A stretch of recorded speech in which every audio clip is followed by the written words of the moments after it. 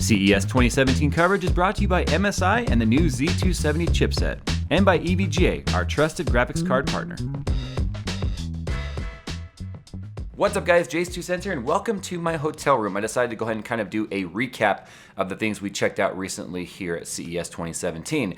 Now we're going to talk about three different companies today. We're going to talk about Corsair, new keyboard they're launching, and some other things we're going to mention kind of briefly. ASUS and some of their Z270 lineup stuff, some new panels, and some other things they've got coming out here in 2017. And we're going to take a look for the first time at Digital Storm, another boutique system builder that is kind of worth talking about. So we're going to kick things off here with Corsair and the K95 Platinum keyboard. One of the things the customers didn't like about the K70 and K95 RGB was the removal of the built-in USB hub. But I'm happy to say that that has made a comeback now on the K95 Platinum. It does have a USB pass-through. But it's got a couple other things on there that are pretty neat. It's got a reversible wrist rest. Some people like a more smooth design. Some people like it to be a little bit more bumpy. Whatever your flavor is, now it's magnetically mounted to the wrist rest itself, and you can flip the pad over depending on the type of feel that you want. I'm also really happy to see that they incorporated a wire channel underneath the keyboard plate so that you can keep the headphone cord out of the way of your mouse and other things on your desk. So it makes more sense to come out right in front of you than rather than trying to snake it around your keyboard and stay out of the way of your mouse. So that's a neat feature to see. Keeping in line with the RGB, all of the things, we now have new edition RGB Vengeance RAM that is controllable through Corsair Link, which is kind of a big deal. So now you can control the patterns both, so you can synchronize the RAM together per channel, or you can break them out independently and have them all do different things. But anything Corsair Link could do with your cooler and other RGB controlled devices from Corsair's lineup can now also carry over to the RAM itself, so you can have kind of a unified theme going if you want. One thing I wasn't expecting to see though was a Corsair branded gaming chair. Now of course it sticks with the race car theme. I'd like to see someone kind of tackle the idea of a gaming chair that was more ergonomic than just being race car inspired. I think the race car theme has been done to death. I think it's a little late to try and get into the whole race car scene or the race car inspired chairs this late in the game. I would have liked to have seen something a little bit more innovative. Now this chair is being manufactured and designed in-house by Corsair. It's not being outsourced to another company already making chairs. It's an all steel construction. There's an embossed logo on the headrest rather than being a stitched logo, so you're not going to be wearing out the stitching. It's stitched on the back. It's a very nice design. But I'm personally done with the whole racing chair thing. So I would have really liked to have seen them go with some sort of a different design. Now let's go ahead and talk about ASUS for a minute here. Admittedly, I have not spent a lot of time covering ASUS products in the past, but that's all going to change. In fact, I've got the new Z270 Maximus 9 Formula motherboard at home. I've had it since the launch, and I will be doing a build in that. But it's really nice because it's got an integrated EK water block on the VRM, and it also doubles as a heatsink. So if you're not running water through it, it's perfectly fine as a heatsink as it ships.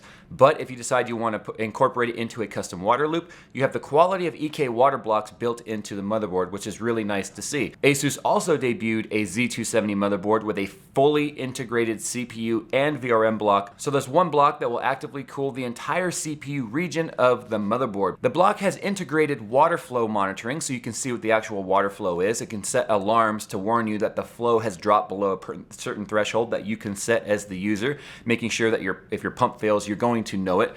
It also has inlet and outlet temperature monitoring, so you can see what the true delta difference is between how hot the liquid's getting as it moves through your CPU block. But it also has leak detection, which is something that's nice to see because so many people are afraid of leaking when it comes to the idea of water cooling. And you can actually set auto shutdown, so if it's detected a leak, you're not going to destroy your system. Now this particular motherboard is not designed to be used with an air cooler. It ships with everything that you see here, so you are going to want to make sure you're integrating this into a custom water loop if you're going to be using this motherboard. I was also very excited to see in person though for the first time the new ASUS 144Hz GSync 4K panel. So I've always said I did not adopt 4K personally because I wanted the high refresh rate to go along with the resolution.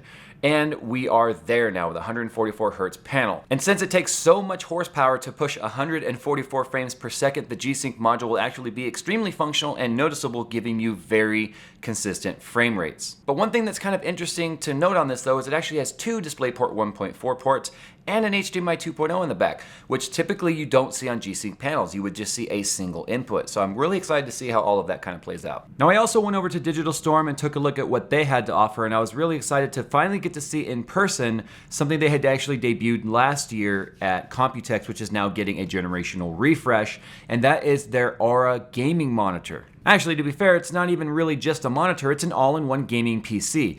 And it even supports water cooling, so you've got a 34-inch ultra-wide panel that has a full-size Founders Edition 1080 in it, as well as Broadwell E 6950X. You can spec it up that high anyway if you want to, and you have the coin to go along with it, and an AIO water-cooled CPU cooler in there, all squished in to a panel. And they're telling me that thermals are actually not much of an issue. So it's kind of like an iMac, but actually worth buying.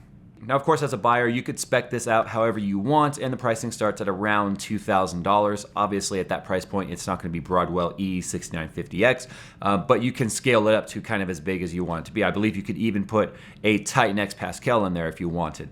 But imagine the amount of desk space that actually clears up if you put everything into the monitor itself and you don't have a big tower PC taking up any space on your desk. I think that's actually a really cool thing. You're gonna start seeing more pre-built systems on the channel as we move forward when it comes to review, because not everyone is comfortable building their own computer. As much as I try to make everyone comfortable with DIY, that's just not always the case. So you're gonna be seeing more of this kind of stuff also as we move forward. And of course, if you want a system that pulls out all the stops, you have the Aventum 3, which is just a completely in-house designed chassis. Everything is handled in-house. They're not just sourcing case and building in it. It's got so much thought out in there. And in fact, on the back of this system though, because it's fully water cooled, instead of having tubes run up and down the back of the system or trying to plumb them up through the front, they actually have a custom designed EK water block or water passageway, we'll call it, that's built into the back side of the motherboard tray that routes all the water where it needs to go. I'm sitting here asking myself, why the heck didn't I think about that and have something like that made for Skunkworks? So you can see that this is the level of enthusiasm Digital Storm is bringing to the market.